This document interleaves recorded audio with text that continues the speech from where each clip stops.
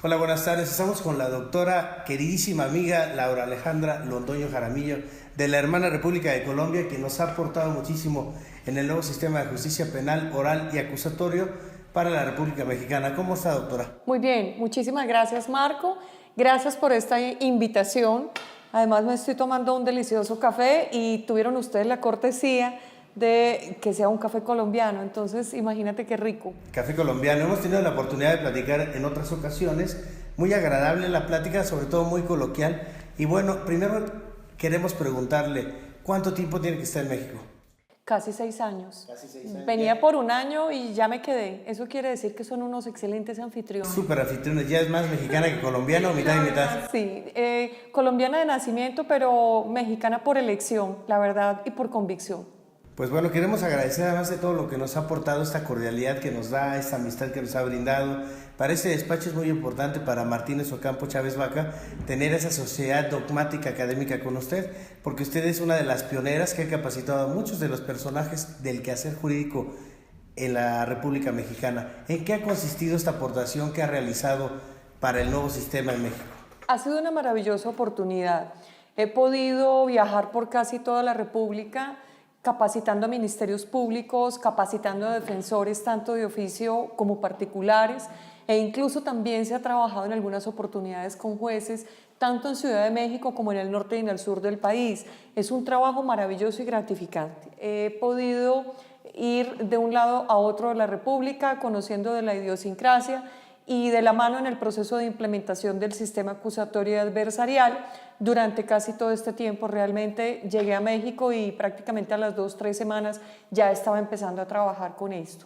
Muy interesante. ¿Cuáles son, en su opinión profesional y personal, las 3 áreas de oportunidad en las cuales México tiene que realizar un doble esfuerzo y realizar una adaptación en lo que nos ve un poquito más flojos? ¿En qué áreas?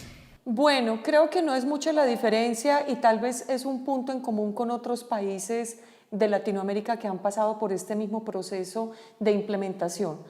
Creo que el primer punto a focalizarse como área de oportunidad, diremos nosotros que es básicamente lo que tiene que ver con la etapa de investigación.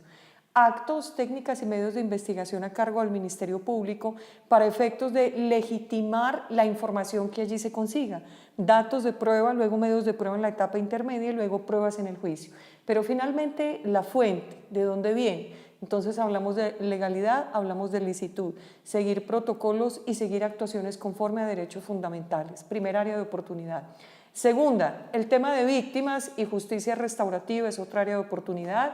Criterios de oportunidad todavía no se aplican como deberían y es tal vez como el coco del sistema, como que hay mucho temor de aplicarlo, ¿no? Entonces hasta el mismo Ministerio Público como operador que tiene ese ejercicio discrecional tiene temor, tiene inseguridad de aplicarlo, entonces hay que dotarlo de una mayor facultad. Pareciera que ya tiene la facultad legal, el código dice discrecionalidad del Ministerio Público y así deberíamos entenderlo, pero en la práctica no está operando. Y 3, la argumentación a cargo de los abogados. Todavía estamos muy pegados del papel, parece que todavía estamos muy atados de llegar a leer y leer. Sí es cierto que está la técnica de incorporación de los documentos y de las actas y de los dictámenes periciales que requieren de una lectura tal vez parcial o, por qué no, completa, dependiendo, pero están llegando a hacer lectura de todo. Entonces, todas las solicitudes se están haciendo de manera leída y la idea es poder ver al juez a la cara, poder ver a la contraparte, poder dirigirnos al testigo. Somos seres humanos y tenemos que desarrollar una comunicación muy fluida. Ok, pues muy importante esa reflexión. Y yo quisiera hacer 3 preguntas que son del dominio público y de interés público además, sobre todo en el ámbito jurídico. Alguna vez las hicimos en un programa de radio, pero bueno, las hacemos en esta entrevista. En primer lugar, decíamos que hay una violación flagrante de derechos humanos en algunas entidades, propiamente el Estado de México, con lugares donde el imputado no está libre como debe de estar al lado de su defensor y menoscaba y disminuye su garantía de defensa técnica. ¿Esto es correcto? Es correcto. Fíjate que la defensa técnica está totalmente limitada. Creo que incluso el debido proceso, la presunción de inocencia, es decir, hay una cantidad de cosas allí que se restringen, muy básicas del imputado. Yo creo sinceramente que debería desaparecer esto comúnmente llamado pecera, Pecera. que es como se le conoce, ¿no?, por los litigantes. Es bastante impactante, la verdad no lo he visto en ningún otro lugar de la República ni en otro país. Y luego tienen un aparato de comunicación totalmente corriente que ni siquiera permite hablar por teléfono, es un teléfono de una marca, de una casa barata, obviamente es un equipo que licitaron muy caro, pero que no sirve ni siquiera, bueno, no menoscaba, impide a veces ya el derecho de defensa. Marco, yo creo que a lo mínimo que podría aspirar el imputado es a tener el abogado a escasa distancia, por lo menos para pasarle un papelito o darse un codazo, y no hay ni esta más mínima posibilidad. Menoscaba desde luego y entorpece el postulado de los derechos y obligaciones tanto del imputado como del defensor. Claro, es una situación, yo creo que es degradante. Degradante. En segundo lugar hablábamos del tribunal de enjuiciamiento, que en mi opinión deberían ser 3, pero en alguna reciente entrevista usted nos decía que con uno era suficiente, que no era necesario que fuera colegiado. En eso sí no estamos tan de acuerdo. Bueno, al respecto tendría que decir que hay jueces, y los conozco en México y en otros países, son muy estudiosos y creo que trabajan sobre una capacidad de razonamiento interesante. Entonces yo voy a esas audiencias o bien como público o bien como litigante, y la verdad, aunque no sea favorable la decisión, pero siento que aprendo, siento que son jueces que dictan una sentencia muy bien elaborada, producida, explicada, buen razonamiento de los medios de prueba, buena capacidad incluso para inferencias lógicas sobre el entendido de la prueba indiciaria. Son jueces que han percibido el sistema acusatorio de una manera muy sabia. Entonces yo creo que no necesariamente hay que hablar de tribunales. Estamos expuestos a los errores judiciales, sea tribunales o sea abogados, sea jueces unitarios. Pero claro, hay tal vez un criterio de mayor confiabilidad en tribunales. Pero insisto, hay jueces que unitarios, sí, con mucha capacidad y mucho conocimiento. Mi tercera pregunta, y también es una pregunta que hacen todos los días en este nuevo sistema, ¿el asesor jurídico sirve para algo? Porque hemos visto en el 90% de los casos que se adhiere a las manifestaciones del Ministerio Público y pareciera que está sobrando. La figura del asesor jurídico es otra de las áreas de oportunidad. Prácticamente hablábamos hace un momento de áreas de oportunidad, Marcos, y había dicho la víctima y la justicia restaurativa, pero me amplifico aquí y me extiendo. El tema de la asesoría jurídica es un área que todavía falta mucho, y ahí tal vez no hay mucha capacitación.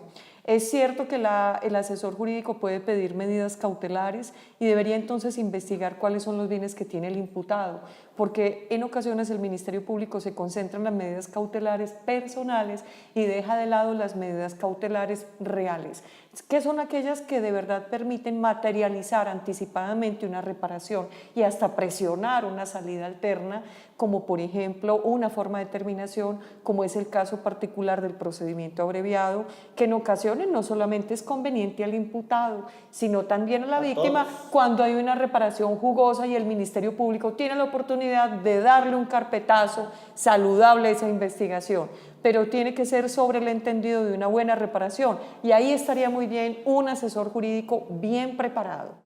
Y doctora, bueno, derivado de esta respuesta, evidentemente tenemos grandes juristas, independientemente que sea colegiado, sea unitario. Entre ellos no quiero dejar de mencionar, por ejemplo, a Ricardo Ojeda Gándara, excelente maestro y juez, al maestro Gerardo Campos Malagón, que es doctor, a Carlos Morales García, excelentes. Hay gente a la que hay que agradecerle realmente esas resoluciones que produce. Y hay que agradecerle mucho, en mi caso particular, por todo lo que nos ha aportado en el tema de presunción de inocencia, al magistrado doctor Miguel Ángel Aguilar. Mi admiración y mi respeto. Doctora, volviendo un poquito al punto del nuevo sistema, hay una figura que a mí en lo personal me ha desagradado, porque veo que en el 90% de los casos, 9 de cada 10, el asesor jurídico va de la mano con el Ministerio Público y se adhiere y retoma y no tiene una postura prácticamente de ayuda como debiera ser su labor hacia la víctima, hacia el ofendido. ¿Qué opinión le merece el asesor jurídico en este nuevo sistema? Pues Marco, precisamente, debe ser una ayuda y debe ser un soporte, pero debe ser una ayuda y un soporte desde el punto de vista crítico. Claro, hablamos de una crítica constructiva, entonces, en la respuesta de la pregunta tal vez que me hiciste, una o dos preguntas anteriores, sobre cuáles eran los puntos o áreas de oportunidad en el sistema acusatorio, había mencionado víctima y la justicia restaurativa. Aquí me extiendo a la víctima y el asesor jurídico. Y entonces el asesor jurídico, por ejemplo, debería trabajar de manera fuerte en la solicitud de medidas cautelares reales desde momentos primigenios del proceso. En ocasiones, y no pocas, el Ministerio Público se concentra en el tema de las medidas cautelares personales y deja de lado las medidas cautelares reales, donde se puede garantizar una buena reparación y no salir del proceso con una sentencia condenatoria para colgar en la pared de la casa cuando no hay realmente una reparación garantizada. Creo que allí el asesor jurídico tiene un área de oportunidad, pero adicionalmente en el tema de las pruebas. El asesor jurídico, con una buena comunicación con su cliente, víctima y ofendido, pueden proporcionarle información muy importante y relevante al Ministerio Público y ayudarle a construir una teoría del caso suficiente que resista todo el proceso, incluso llegar al juicio. Entonces creo que el asesor jurídico no puede seguir siendo esa figura pasiva y pareciera decorativa. Decorativa. Decorativa. De comparsa. Parece exactamente que va como comité de aplausos, entonces yo creo que tiene que asumir una postura de crítica. Es muy complicado si el Ministerio Público tiene una teoría del caso y el asesor jurídico otra.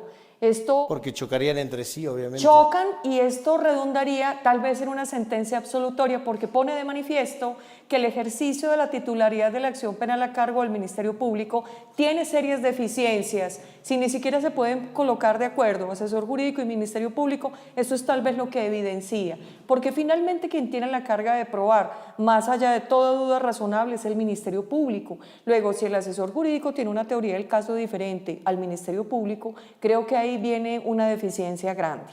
Entonces deben trabajar en lo posible juntos, pero no ser el asesor jurídico un comité de aplausos del ministerio, tiene que fortalecerlo. Luego entonces, esta figura del asesor jurídico rompe con lo que debía ser de acuerdo al Código Nacional de Procedimientos Penales. Exactamente, creo que tiene que ser una figura que imprima dinamismo y que realmente contribuya con el fin que ha perseguido el legislador permanente, realzar a la víctima, ¿no? Porque pareciera que, como en el sistema anterior, que se le llamaba inquisitivo mixto, que para mí es el sistema tradicional, el coadyuvante no hacía nada, era decorativo. Y entonces vamos a lo mismo, y se supone que es un nuevo sistema que postula nuevos principios y entonces no está cumpliendo con los objetivos de... El asesor jurídico es un operador más del sistema y todos los operadores en este sistema tienen la obligación de actuar de manera dinámica. Entonces creo que hay un área de oportunidad, que entiende que tiene que ser dinámico. Incluso el Código Nacional de Procedimientos Penales lo señala como sujeto procesal. Exactamente, con ciertas calidades creo que todavía no las ejerce y tiene que seguir trabajando en esto. Área de oportunidad. Doctor, y vamos a la parte dogmática, porque para este despacho es muy importante la participación que ha tenido con nosotros, con los abogados que conforman este despacho. Hay un texto que yo quisiera hoy resaltar de lo mucho que ha hecho usted y de esta trayectoria tan impresionante, tanto en Colombia como en México, que sería el manual práctico de testigos, que después dice interrogatorio y contrainterrogatorio. Esta obra nos nutre porque es una obra que vino a hacer un parteaguas aquí en la República Mexicana, nos ayudó muchísimo, a mí en lo personal nos ayudó a entender qué preguntas se podían hacer, cuáles no, en qué momento las debías de hacer, en dónde no. Pero hay una cosa, a lo mejor hay una curva de aprendizaje todavía en la autoridad que no ha podido delimitar cuándo sí y cuándo no, a quién sí y a quién no. Esta obra, sintetícenos esta obra. Muchísimas gracias, Marco, por darme este espacio. Se llama Manual Práctico de los Testigos en términos del Código Nacional de Procedimientos Penales. Aborda al testigo desde el punto de vista técnico, qué le preguntas a tu testigo, qué le vas a contrapreguntar al testigo de tu adversario.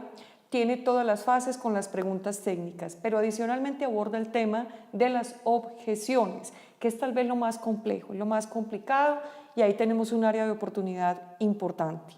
Sí, también sería útil, y lo recomiendo con todo el respeto, si operadores en calidad de jueces lo quieren observar, no está mal, porque es una sugerencia también. Si bien es cierto, ellos no litigan, sí dirigen la litigación.